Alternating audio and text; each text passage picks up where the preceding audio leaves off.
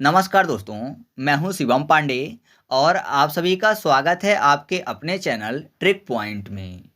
दोस्तों, आज हम लोग इस वीडियो में आज़ादी से लेकर 2025 तक की केंद्र सरकार की महत्वपूर्ण योजनाओं को ट्रिक के माध्यम से और साथ ही साथ डिटेल में पढ़ने वाले हैं। तो यह वीडियो आपके सभी एग्जामों के लिए काफ़ी ज़्यादा महत्वपूर्ण है। चाहे आप किसी भी एग्जाम की तैयारी कर रहे हों तो आप इस वीडियो को शुरू से अंत तक जरूर देखिएगा, जिससे आपको सभी पॉइंट अच्छे से याद हो सकें। तो देरी ना करते हुए चलिए इस वीडियो को शुरू करते हैं। तो सबसे पहले बात कर लेते हैं वन नेशन वन सब्सक्रिप्शन योजना की। यह योजना 1 जनवरी सन 2025 को शुरू की गई और इसका जो उद्देश्य है वह है भारत में छात्रों, शोधकर्ताओं और शिक्षकों के लिए विद्वतापूर्ण शोध पत्रिकाओं तक पहुंच प्रदान करना।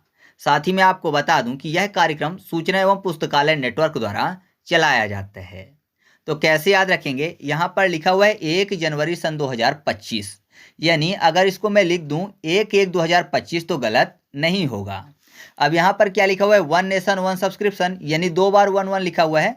तो पहला जो 1 है वो डेट को दिखाता है और दूसरा जो 1 है वो मंथ को दिखाता है। मंथ मतलब पहला मंथ कौन सा, जनवरी। तो आप ऐसे याद रखिएगा कि एक नेशन एक सब्सक्रिप्शन योजना जो है यह 1 जनवरी सन 2025 को शुरू किया गया है। यहाँ पर जो वर्ष है उसको ध्यान रखने की जरूरत नहीं है, क्योंकि ऑप्शन में जब आएगा 1 जनवरी तो आप क्लियर कर लेंगे कि कौन सा ऑप्शन सही है। ठीक है। नेक्स्ट है एकीकृत पेंशन योजना यानी यूपीएस। मैं आपको बता दूं कि यह जो योजना है इसको 24 अगस्त सन 2024 को कैबिनेट की मंजूरी मिली है। साथ ही यह प्रभावी रहेगा 1 अप्रैल सन 2025 से। मैं आपको बता दूं कि यह योजना जो है ये सरकारी कर्मचारियों से संबंधित है और राज्य सरकारों के पास इस योजना को अपनाने का विकल्प दिया गया है। तो अगर आपसे पूछा जाता है कि एकीकृत पेंशन योजना जो है इसको अपनाने वाला पहला राज्य कौन सा बना है, तो इसका सही जवाब होगा महाराष्ट्र। यानी महाराष्ट्र जो राज्य है इसने एकीकृत पेंशन योजना को सबसे पहले अपनाया है। और इस योजना का जो उद्देश्य है वह है सरकारी कर्मचारियों को सेवानिवृत्ति के बाद सुनिश्चित पेंशन प्रदान करना। तो इसकी डेट को कैसे याद रखेंगे, यहाँ पर देखिए एकीकृत में आपको शब्द मिल जाएगा एक की, यानी एक की बात हो रही है और बात हो रही है पेंशन की। तो नॉर्मली आपको पता है कि जो सरकारी पेंशन है वो 60 साल के बाद बनती है ना। 60 साल के बाद जब रिटायरमेंट होते हैं तब पेंशन मिलनी चाहिए, ऐसा कुछ स्कीम है। तो 60 के ऊपर वालों को मिलती है ना। 60 के नीचे वालों को नहीं मिलती, 60 के ऊपर वालों को मिलती है। ऊपर फॉर अप्रैल, ऊपर अपर, ठीक है। अपर से भी अप्रैल हो जाएगा। तो आप ऐसे याद रखिएगा कि एकीकृत पेंशन योजना जो है यह 1 अप्रैल सन 2025 से शुरू की जाएगी। ठीक है। नेक्स्ट है बीमा सखी योजना। यह योजना 9 दिसंबर सन 2024 को पानीपत हरियाणा से शुरू की गई है। इस योजना का उद्देश्य महिलाओं को एलआईसी एजेंट के रूप में सशक्त बनाना। और मैं आपको बता दूं कि इसके अंतर्गत 18 से 70 वर्ष की उम्र की 10वीं कक्षा पास महिलाओं को सशक्त बनाने के लिए बीमा एजेंट बनाया जाएगा। और इस योजना के अंतर्गत महिलाओं को ट्रेनिंग मानदेय भी दिया जाएगा, यानी ट्रेनिंग के दौरान उनको पैसा भी दिया जाएगा। तो कैसे याद रखेंगे, यहाँ पर लिखा हुआ है बीमा सखी योजना, यानी यहाँ पर बोला जा रहा है कि बीमा करवा लो सखी। सखी की बात हो रही है तो बीमा सखी से बोल रहा है कोई, मतलब महिलाएं हैं तो एक सखी दूसरे सखी से बोलेगी कि सखी बीमा करवा लो। तो जाहिर सी बात है सामने वाला ये पूछेगा कि बीमा क्यों करवाऊं, इससे मेरा क्या फ़ायदा है। तो दूसरी सखी क्या समझाएगी, जो बीमा करती है, यानी जो बीमा एजेंट है, वो ये बोलेगी कि अगर तुम कोई भी न्यू चीज़ लेते हो, है ना, कोई भी मान लीजिए नई चीज़ उसने ली हुई है तो उसकी बीमा हो जाए अगर, तो जाहिर सी बात है रिकवरी हो जाएगी। तो उसको समझाया जाएगा कि अगर आप कोई भी न्यू चीज़ लेते हो, जैसे नई गाड़ी हो गई, ठीक है, नई कार हो गई अगर, तो अगर उसकी दशा खराब हो जाती है तो आपको रिकवरी मिल जाएगी। ठीक है। तो एक सखी दूसरी सखी को क्या समझा रही है कि न्यू चीज़ जो तुमने ली है, न्यू कार ली है या फिर कोई भी चीज़, तो उसका बीमा करवा लो, जिससे कि जब भी उसकी दशा खराब हो तो रिकवरी हो जाए। तो न्यू से आपको नौ याद हो जाएगा और दशा खराब होने पर ही रिकवरी होती है ना। मतलब मान लीजिए डैमेज हो गई, दशा खराब हो गई तो रिकवरी होगी। तो दशा फॉर दिसंबर। तो आप ऐसे याद रखिएगा कि बीमा सखी योजना जो है ये 9 दिसंबर सन 2024 को शुरू की गई है। नेक्स्ट है धरती आबा जनजाति ग्राम उत्कर्ष अभियान। यह अभियान 2 अक्टूबर सन 2024 को हजारीबाग झारखंड से नरेंद्र मोदी जी द्वारा शुरू किया गया है। झारखंड में धरती आबा पद के जो उपयोग किया जाता है वह किया जाता है बिरसा मुंडा जी के लिए और इसका जो लक्ष्य है वो भारत सरकार के 17 मंत्रालयों द्वारा अभिसरण एवं पहुंच के माध्यम से कार्यान्वित 25 हस्तक्षेपों द्वारा सामाजिक बुनियादी ढांचे, स्वास्थ्य, शिक्षा और आजीविका में महत्वपूर्ण अंतराल को समाप्त करना है। इस अभियान को मूल रूप से पीएम जनजाति उन्नत ग्राम अभियान यानी पीएम जुगा के नाम से भी जाना जाता है। इसका जो उद्देश्य है वो है मौजूद योजनाओं का लाभ उठाकर जनजाति परिवारों के लिए 20 लाख पक्के घर का निर्माण करना, जनजाति बाहुल्य गांवों को जोड़ने वाली 25,000 किलोमीटर की सड़कें बनाना और 20 से कम घरों वाले 5,000 बस्तियों पर ध्यान केंद्रित करते हुए प्रत्येक पात्र गांव में पाइप से जल पहुंचाना है। या फिर मुख्य रूप से आप एक लाइन में यह कह सकते हो कि इसका जो मुख्य उद्देश्य है वो है जनजाति बाहुल्य क्षेत्रों का विकास करना। और इससे संबंधित जो मंत्रालय होगा वो होगा जनजाति कार्य मंत्रालय, और इसके लिए बजट रखा गया है 79,156 करोड़ का। ठीक है, कैसे याद रखेंगे? तो यहाँ पर क्या लिखा हुआ है, धरती आबा जनजाति ग्राम उत्कर्ष अभियान, और शुरू कब किया गया? 2 अक्टूबर 2024 को। तो यहाँ पर अगर ध्यान दें तो एक शब्द आपको मिल जाएगा धरती आबा। याद करने के लिए आबा को अब्बा कर लेते हैं। अब्बा मतलब पिताजी की बात हो रही है ना, ऐसा मानिए अब्बा मतलब पिताजी की बात हो रही है। तो आपको पता है जो गांधी जी हैं उनको क्या बोला जाता है? राष्ट्रपिता बोला जाता है। और गांधी जी से संबंधित तारीख कौन सी हो गई? 2 अक्टूबर, है ना। 2 अक्टूबर गांधी जी का जन्मदिन है। तो आप ऐसे याद रखिएगा कि धरती के आबा यानी अप्पा कौन है, पप्पा कौन है? तो राष्ट्रपिता महात्मा गांधी जिनका जन्म कब हुआ? 2 अक्टूबर 2024 को। ठीक है, तो आपको आसानी से ऐसे डेट याद रहेगी। नेक्स्ट है पीएम ई ड्राइव योजना। यह योजना 1 अक्टूबर सन 2024 से 31 मार्च 2026 तक के लिए बनाई गई है।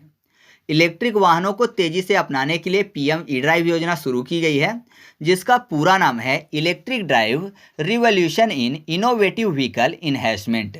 और याद रखिएगा इसका जो उद्देश्य है वो भारत में इलेक्ट्रिक मोबिलिटी को बढ़ावा देना है। और एक पॉइंट आपको और मुख्य रूप से याद रखना है कि इस योजना के अंतर्गत इलेक्ट्रिक कारों को किसी भी प्रत्यक्ष सब्सिडी से बाहर रखा गया है, और इसके लिए संबंधित जो मंत्रालय है वो है भारी उद्योग मंत्रालय। तो यहाँ पर मुख्य रूप से आपको क्या याद रखना है? इसकी डेट याद रखनी है। और ये किससे संबंधित है? तो ये इलेक्ट्रिक वाहनों से संबंधित है, और इसमें जो कार है, जो इलेक्ट्रिक कारें हैं, उनको सब्सिडी से बाहर रखा गया है। अब जाहिर सी बात है कार बाहर रखा गया है तो क्या रखा जाएगा? इसमें जो 2 व्हीलर हैं उनको रखा जाएगा, और जो ऑटो आती है ना 3 व्हीलर, उनको इसके अंतर्गत रखा जाएगा। ठीक है, तो 4 व्हीलर को बाहर रखा गया, कार को। तो कैसे याद रखेंगे इसकी डेट? यहाँ पर क्या लिखा हुआ है? ई ड्राइव योजना, है ना, ई ड्राइव योजना। तो आपको पता है ड्राइव करने की बात हो रही है तो ड्राइव केवल एक ही इंसान करता है ना। तो एक इंसान आ गया तो एक आपको याद हो गया। और मैंने आपको बताया इसमें 2 व्हीलर भी आएगा और ऑटो भी आएगी, है ना। ऑटो 3 व्हीलर होती है तो ऑटो फॉर अक्टूबर हो जाएगा। तो एक ऑटो जो है इसके अंतर्गत आ सकती है सब्सिडी में। तो आप ऐसे याद रखिएगा कि ई ड्राइव योजना जो है ये 1 अक्टूबर 2024 को शुरू की गई है। ठीक है, याद रहेगा ना। आगे बढ़ते हैं। नेक्स्ट है एनपीएस वात्सल्य योजना। यह योजना 18 सितंबर 2024 को निर्मला सीतारमण जी द्वारा शुरू की गई है। यह दीर्घकालीन निवेश और पेंशन योजना है। इसका जो उद्देश्य है वो माता पिता और अभिभावकों द्वारा दीर्घकालीन निवेश के माध्यम से नाबालिग बच्चों के वित्तीय भविष्य को सुरक्षित करना है। इसमें जो न्यूनतम जमा राशि होगी वो 1,000 रुपये होगी। और याद रखिएगा इसके अगर प्रबंधन की बात करें तो इसका जो प्रबंधन है वो पेंशन फंड नियामक और विकास प्राधिकरण यानी PFRDA द्वारा किया जाएगा। और संबंधित मंत्रालय जो है वो होगा वित्त एवं कारपोरेट मंत्रालय। तो इसकी डेट को कैसे याद रखेंगे? यहाँ पर आपको वात्सल में एक शब्द मिल जाएगा वत्स। वत्स को सुनते ही आपके दिमाग में गया होगा भगवान और भक्त, है ना। भगवान क्या बोलते हैं? उठो वत्स और मांगो क्या मांगना है। मान लीजिए कोई तपस्या कर रहा है, जैसे रावण था तपस्या कर रहा था तो भगवान आए थे तो उसको आशीर्वाद दिए। तो आपको पता है भगवान जो आते हैं और वत्स को जब आशीर्वाद देते हैं तो आपके दिमाग में सीधा एक हाथ उठा हुआ गया होगा, है ना। जब भगवान आशीर्वाद देते हैं तो एक हाथ सामने की तरफ उठा होता है। तो ऐसा शेप आपके दिमाग में बन गया होगा वत्स को सुनते ही।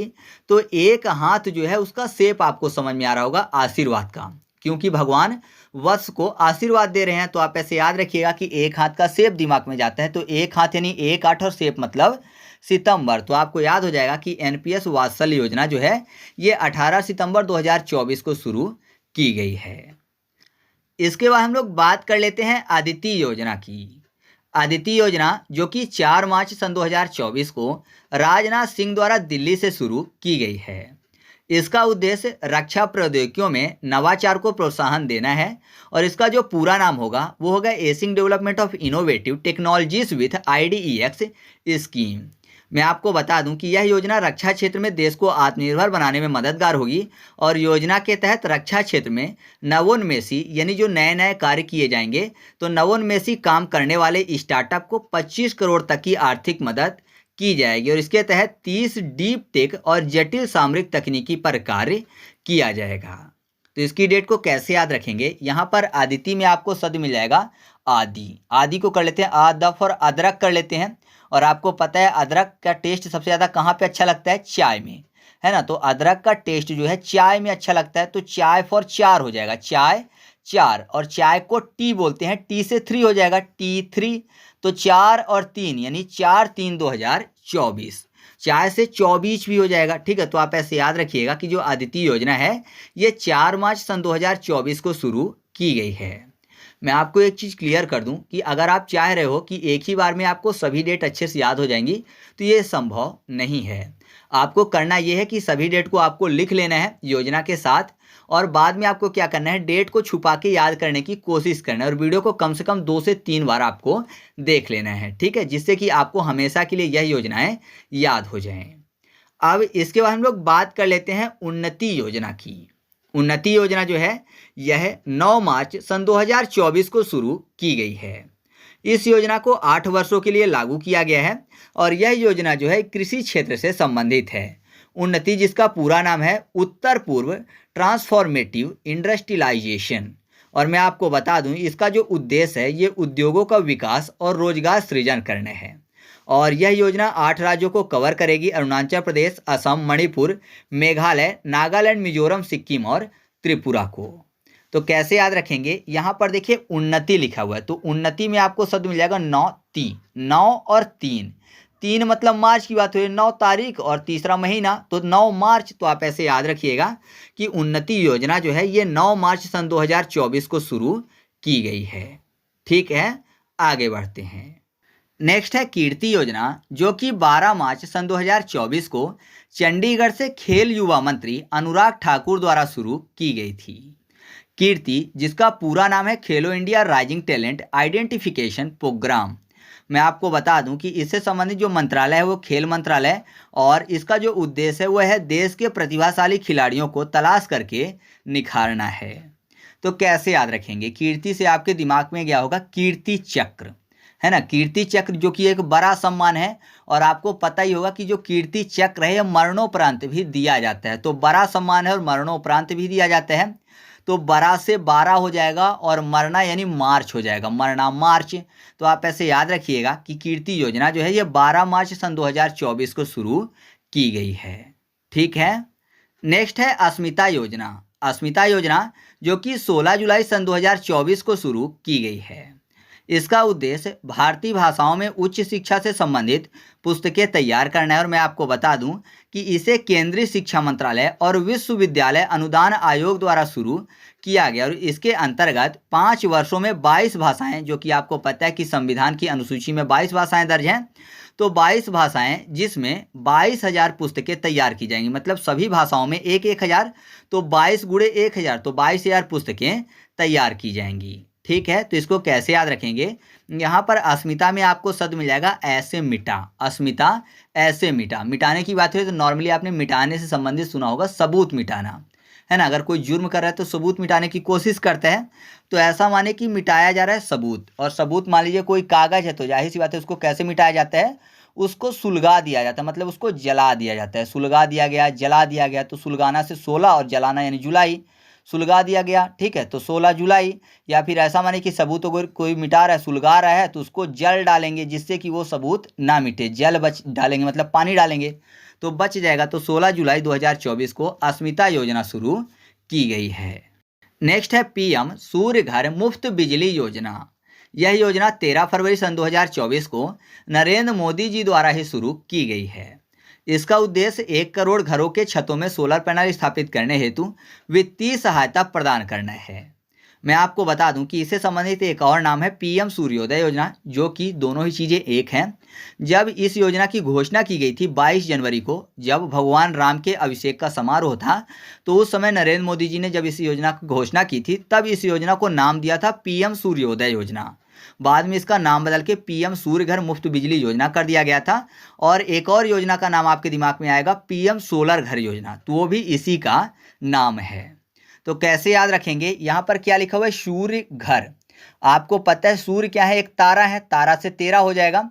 और सूर्य को घर बुलाने की बात हो रही है, क्यों? क्योंकि सूर्य जो है बहुत ही दूर है, दूर मतलब फार, या फिर यार फार, फार मतलब दूर, तो फार से फरवरी हो जाएगा। तो सूर्य को घर बुलाया जा रहा है क्योंकि दूर है, और सूर्य का तारा है, तारा से 13। तो आप ऐसे याद रखिएगा कि पीएम सूर्य घर मुफ्त बिजली योजना जो है, ये 13 फरवरी 2024 को शुरू की गई है।